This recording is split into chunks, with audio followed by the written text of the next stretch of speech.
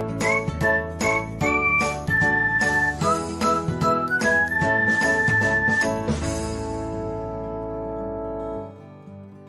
everyone, welcome back to another episode of Technologyglance. Today in this video, I'm going to guide you through how you can get notified when you have received likes on Likee. So let's get started.